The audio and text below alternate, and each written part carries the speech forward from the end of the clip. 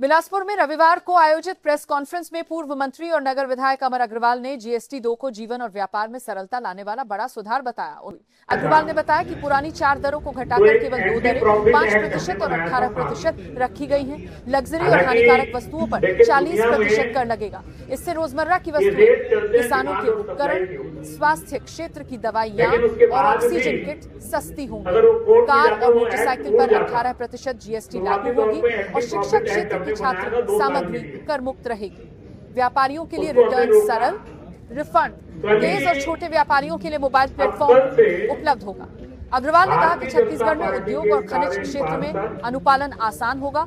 छोटे व्यापारियों को राहत मिलेगी और कर चोरी पर नियंत्रण से राज्य का राजस्व बढ़ेगा। प्रेस कॉन्फ्रेंस के अंत में उन्होंने जीएसटी 2 के शुभारंभ का केक पर दीप जलाकर उत्सव मनाया। के प्रयासों से ये सब कहना चाहिए कि देश की जनता को ये महोत्सव मनाने का अवसर मिला है। साथियों, 2003 में एम्पावर कमेटी, फिर 2014 में जीएसटी काउंसिल, जिसका एक वैधानिक रूप बना। मुझे इस जीएसटी काउंसिल में कहना चाहिए 2003 से लेकर 17 तक और 18 में कहना चाहिए 15 साल लगातार काम करने का अवसर मिला और अनेकों बार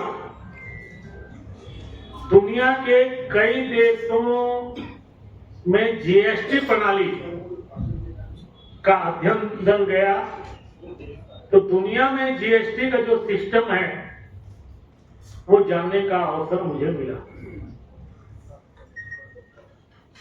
जीएसटी मतलब कंजम्पशन टैक्स,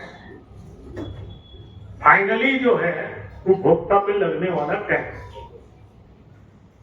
इसको सिंगल पॉइंट टैक्स कहा जाता है और कई देशों में एक ही दर है और अधिकांश देशों में 16% है। लेकिन वो छोटे छोटे देश हैं, विकसित देश हैं, इसलिए सिंगल पॉइंट हुआ। लेकिन हमारा देश एक विकास करता हुआ देश, मध्यम वर्गीय या उससे नीचे, उसमें संभव नहीं था कि सिंगल पॉइंट टैक्स ये हो सके। के तौर पे एंटी प्रॉफिट एक्ट हमने बनाया था 2 साल के लिए, उसको हमने रोका।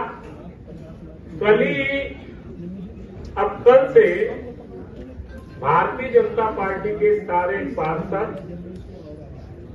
सारे विधायक, सारे सांसद, सारे मंत्री एक घंटा बाजार जाएंगे, सारी दुकानों में जाएंगे, हाथ जोड़ के निवेदन करेंगे कि जो रेट कम हुआ है आप उसका लाभ उपभोक्ता को दो, और साथ में एक अनुरोध और करेंगे कि आप स्वदेशी माल का ही विक्रय करें, जिससे आत्मनिर्भर जो भारत है, कल से हमारा एक लंबा अभियान चल रहा है और कल अगर मैं रहा तो आपको किसी बाजार में उपलब्ध रहूंगा, जो आपकी चिंता है उसका समाधान हम सब मिलकर करेंगे।